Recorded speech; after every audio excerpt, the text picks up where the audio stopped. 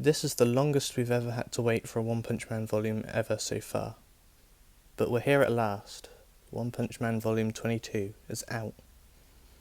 And yeah, so this is the cover. And Child Emperor's holding a figure of Brave Giant, the robot he uses, and a figure of Saitama, with Monster Chick Man there.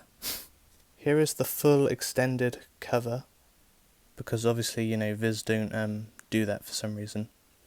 Here's the back, and this is my favourite picture of Tatsumaki. Like, honestly, just the way it's drawn and how it looks, it's just amazing. So, this is my favourite back cover of all time now. And here's the extended bottom. Here's the side. 22. Then the side picture is like this, I believe. It's like a fishing trip. So Speeder and Sonic is getting dragged underwater by a big tentacle. Half the picture's going to be Saitama later on. So I'm looking forward to see how this picture is going to turn out. And at the back we obviously get to see our extended bottom side piece. It's just half of Fubuki. If you look at the back of Volume 7's cover, you can see Child Emperor's hair is the similar sort of colour, because in the anime they gave him a bit more of like a brown hair look. I guess in the manga he's a little bit more blondish brown. Now I'm going to get into this.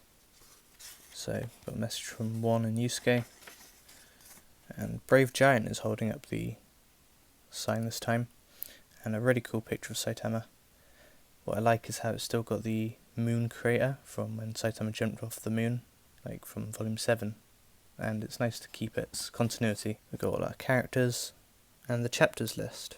So it picks up from last time where Child Emperor enters Brave Giant and fights Phoenix Man after he revived. Also, it's important to note that this revival power he had and used only works once after death, so if he's killed again then he's dead permanently. So after opening this and start reading through it, I remembered that there was a redraw for this chapter. Before it was a really boring robot versus Phoenix Man fight, but they actually made it more interesting now. They enter Phoenix Man's Phoenix space. It's like his own little mini dimension realm place. So they talk for a bit. He tries to convert him into a monster, but obviously Child Emperor refuses and manages to escape.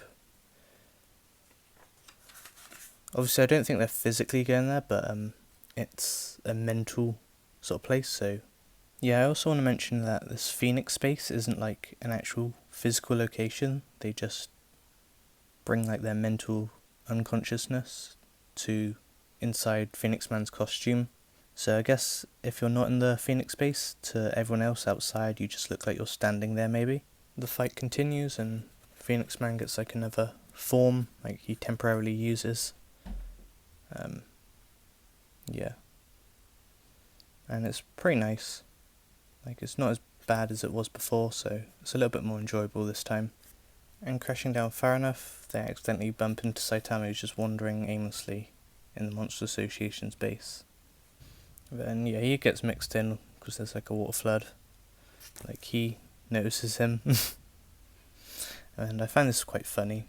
Saitama's saying the sound is too noisy, so quiet down. But Child Emperor thinks he's talking about being bold and he's sick of hearing it, so shut up. This is a great panel here. Great humour there.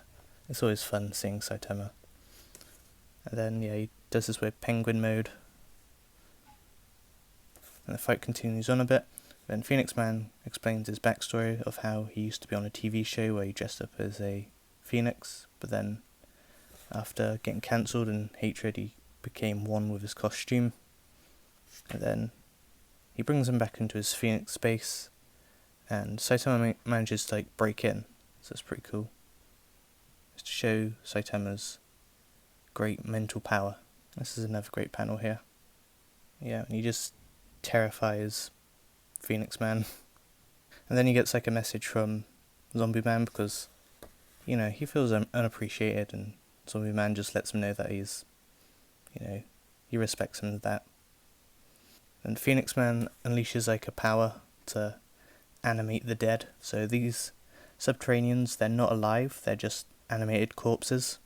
Saitama helps out a little by killing them, but he doesn't interfere with the fight.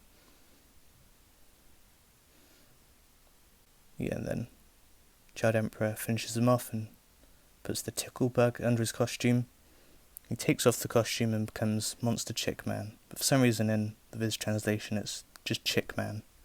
It's kind of ironic, he wanted to be the strongest monster, yet he's literally the weakest one in the series. Hellfire and Gale have returned, because they got killed last volume, but I guess Phoenix Man's reanimation brought them back to life. They're only back to life because they died so recently. And Saitama just one-shots them to knock him out unconscious. He hasn't killed them or anything. Yeah, they hop on Underdog Man and jump out and get chased by Orochi's tentacles, but Saitama easily wipes them out. But Saitama doesn't let them know, they just continue, because I guess he doesn't want to freak them out or something. Yeah, and that's the last we see of these guys for this volume. Then we got Zombie Man's fight. It shows how he can't die and explains his powers and how he can just keep going after getting really badly damaged. Yeah.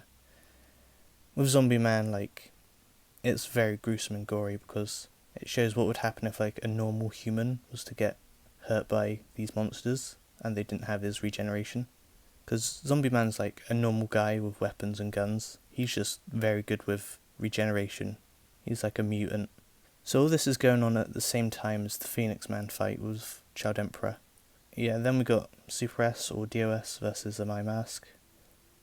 Yeah, so it starts off with Atomic Samurai's disciples fighting her, then they back away and he gets involved. In the webcomic she was Goddess Glasses, but they changed it now to her. And this is the fight.